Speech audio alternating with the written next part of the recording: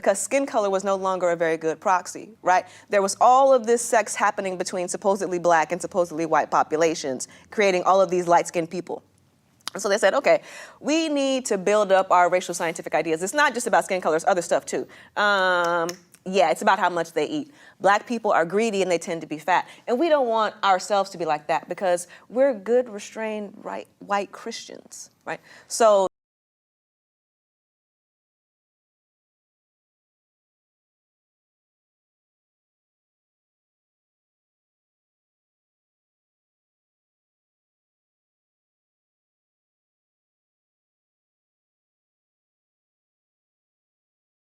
fat.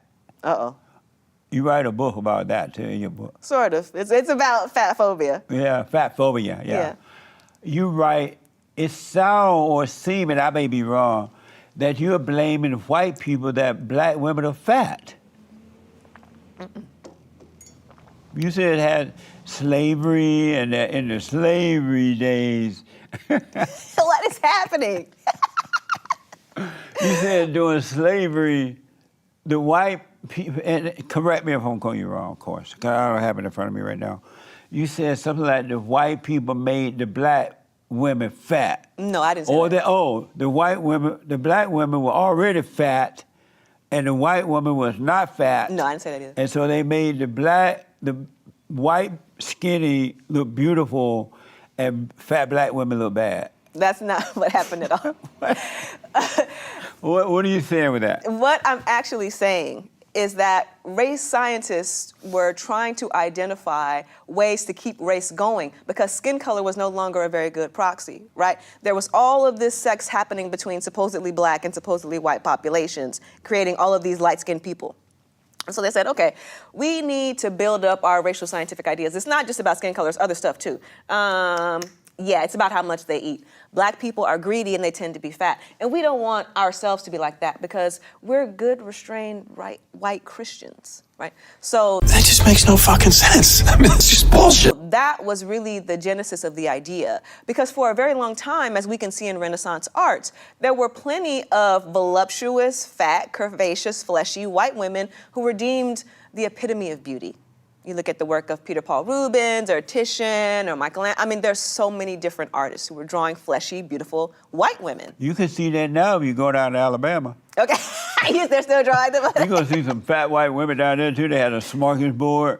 Stop it. And so you're going to see fat white women and fat black women go up to that smorgasbord line 8 times. And all of them are worthy of respect. Big as a house. No matter what their size. They That's black the main and white point. though. Yeah, okay, well fine, yeah. So fat black women didn't come from white people. No, fat black women have always existed, and Right. fat black women will always exist. It's funny too, when I read that, I reflected, and when I was growing up, before the Civil Rights Movement again, I don't ever remember seeing fat black women, either old or young. And as a matter of fact, all of my girls, the girls I dated, they had amazing body, little tiny waistline, thin and... What's this have to do with their character? No, I'm just saying that slavery, white people didn't make fat black women. Because in the good old days when blacks was in charge of their own life, they knew that fat was a health issue. You know, and that's why they lived longer too, because they didn't get fat. One of the reasons, right? Because they knew that fat can cause high blood pressure, it can cause other disease. And so even without being told by some white man, they took care of themselves. So I don't even remember seeing fat black women until I went to the city, up to Indiana and Chicago and those places. And that's when those women were fat up there. Yeah, I mean, you could be any size and be healthy. Being No, thin but doesn't being make you fat healthy. is not healthy. You can absolutely That's be a why fat, those women healthy person. live long, because they were not fat. Are you trying to suggest that the life expectancy of black women is decreasing since you were born? Because I feel like that's not true.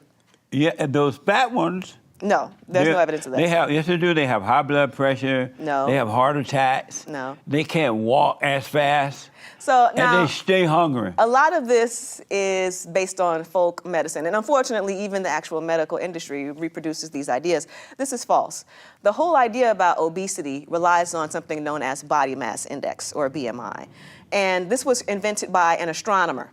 Now, how is it possible that an astronomer who was not in any way remotely concerned about health outcomes has invented a tool that we have decided to use for health outcomes? The whole thing is preposterous, but here we are. I don't know about all that, but I do know that fat black women weren't around in the good old days. Yeah, they were. Mm-hmm. And Miss Shule lived to be 100 or something. Miss Eva Lou, 90. Miss May, 120. Big Mama Thornton. What? Big Mama Thornton existed when you were growing up. No, there were fat black women. You trying to do me? I've been knowing about Not in that. Alabama. There were plenty of fat black women everywhere. Where? Like where? Not when I was growing up. Okay, I don't know where you were growing up, how there was no fat people, but fat people have always existed. Well, I'm sure fat people have always existed, but my point is that fat black women didn't come from racism. And fat black women have not, there have always been fat women, I'm sure, but they were like thinking it was good to be fat. You know, they were. I didn't say that racism invented fat black women. I never said You that. said slavery did or something, right?